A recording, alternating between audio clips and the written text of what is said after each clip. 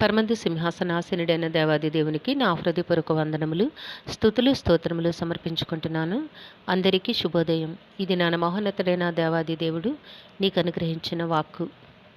నేను అతనికి తండ్రినై యుండును, అతడు నాకు కుమారుడై యుండును. దేవుని నామమునకు మహిమ కలుగునుగాక. ఈ మాటలు మొదటి దినవృత్తాంతముల గ్రంథము 17వ అధ్యాయము 13వ వచనంలో వ్రాయబడి ఉన్నదండి. Praise the lord. Today our God's promise for us, I will be his father and he shall be my son. చూడండి నేస్తమా, నీ దేవాది దేవుడు ఈ దినాన నీ కొరకు సిద్ధపరిచిన ఆయన పరిశుద్ధ వాక్కు ఏమై ఉన్నది అనగా, ఎవరిని గూర్చి ఈ మాటలు మాట్లాడుచూ ఉన్నారు?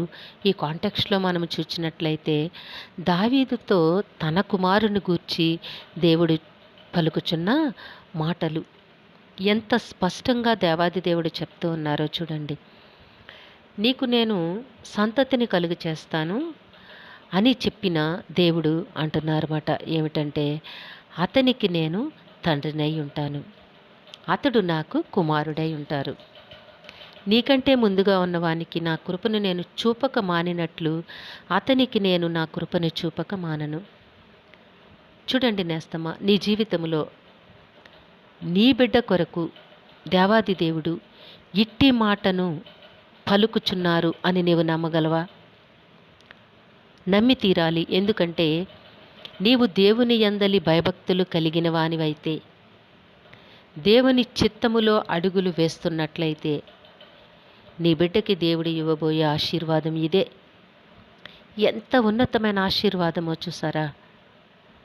చాలా ఉన్నతమైన ఆశీర్వాదము కదా. దేవుడు మాట ఇచ్చారు అంటే తప్పకుండా ఆ మాట ఆయన నెరవేర్చి తీరుతారు.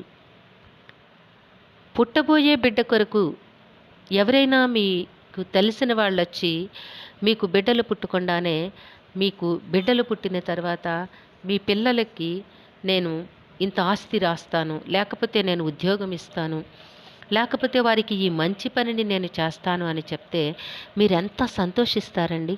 ఎంత సంతోషిస్తారు? సాధారణ ఒక మానవుడు మాట ఇస్తేనే అంత హ్యాపీ ఫీల్ అయిపోతూ ఉంటారు కదా. కానీ దేవాది దేవుడు చెప్తూ ఉన్నారు ఇక్కడ దావీదుకి. ఇక దావీదు సంతోషాన్ని మాటలలో చెప్పలేము కదా.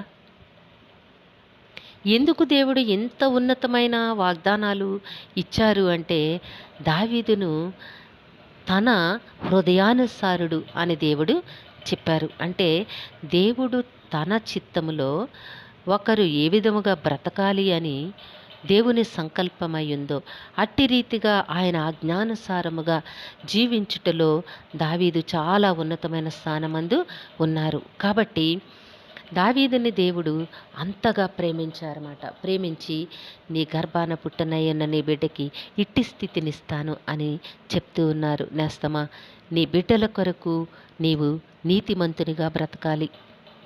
నీ బిడ్డలు ఉన్నతమైన ఆశీర్వాదము పొందుట కొరకు నీవు నీతిగా బ్రతకాలి. ఈ దినాన్న దేవుడు నీకు కూడా ఇట్టి వాగ్దానమునిస్తూ ఉన్నారు. నీ భక్తి జీవితము, నీ నీతి జీవితము నీ బిడ్డలని దేవుని దృష్టిలో ఎంతో ఉన్నతమైన స్థితికి చేర్చేదిగా చేయనై ఉన్నది. కాబట్టి నీవు దేవుని యందలి భయభక్తులతోనూ దేవుని ఆజ్ఞానుసారముగాను నీవు జీవించగలిగితే నీ బిడ్డల యొక్క భవిష్యత్తును దేవాది దేవుడు ఎంతో ఉన్నతముగా ఆశీర్వదించనై ఉన్నారు. నీవు ఆస్తులు సంపాదించకపోయినా పర్వాలా, కానీ నీవు భక్తిగా నీవు నీతిగా బ్రతికితే నీ బిడ్డలకి నీవు సంపాదించలేని స్థిరమైన వాడబారని చక్కని ఆశీర్వాదమును నీవు దేవుని నుంచి నీ బిడ్డల కొరకు సమకూర్చగలవు. కాబట్టి ప్రియమైన నేస్తమా, నీవు బ్రతుకుతున్న బ్రతుకు, నీవు జీవిస్తున్న జీవితము ఈరోజు నీ కొరకు కాదు, రేపొద్దున్న నీ బిడ్డలకి దేవుడు ఇవ్వబోయే ఉన్నతమైన బహుమానము కొరకు నీవు చాలా భక్తిగా ఆజ్ఞానుసారముగా దేవుని ఇష్టమును నెరవేర్చేవానిగా నీవు జీవించవలను. దేవుడు దీవించునుగాక. ప్రార్థన చేసుకుందాము. సింహాసనాసీనుడు అయిన దేవా, మీ ఘనమైన నామమునకు వందనములు చెల్లించుకొంచున్నాము. మీ బిడ్డతో మీరు మాట్లాడిన రీతిని బట్టి స్తుతులు సమర్పించుకుంటున్నాము. రాజా, ఏ బిడ్డకైతే ఈ వాక్కును వినిపించున్నారో వారి జీవితంలోను వారి కుటుంబంలోను మీ కృపను మెండుగా కుమ్మరించి మీ ఆశీర్వాదములతో నింపమని మీ కాళ్ళు పట్టి వేడుకొనుచున్నాము. పరీక్షలు రాస్తున్న విద్యార్థులను నాయన జ్ఞాపకం చేసుకోండి, ధైర్యమును దయచేయండి, జ్ఞాపక శక్తిని ప్రసాదించండి తండ్రి. పరీక్షలో ప్రతి ప్రశ్నకు ఉన్నతమైన నాయన సరి అయిన సమాధానమును రాసి ఉన్నతమైన విజయములు పొందుకునే భాగ్యం దయచేయండి తండ్రి. పుట్టినరోజు, వివాహదిన మహోత్సవములు జరుపుకుంటున్న బిడ్డలందరికీ మీ ఆశీస్సులు అనుగ్రహించండి, దీర్ఘాయుష్ను ప్రసాదించండి. మా ప్రియుల కుటుంబాలలో ఉన్న సమస్త సమస్యలను కూడా మీ కుమారుడైన యేసుక్రీస్తు నామములో దూరపరచండి. అనారోగ్యముల నుంచి విడుదల కలుగు చేయండి నాయన ప్రతి విధమైన సమస్యల నుంచి, చింతల నుంచి విడుదల కలుగు చేయండి తండ్రి.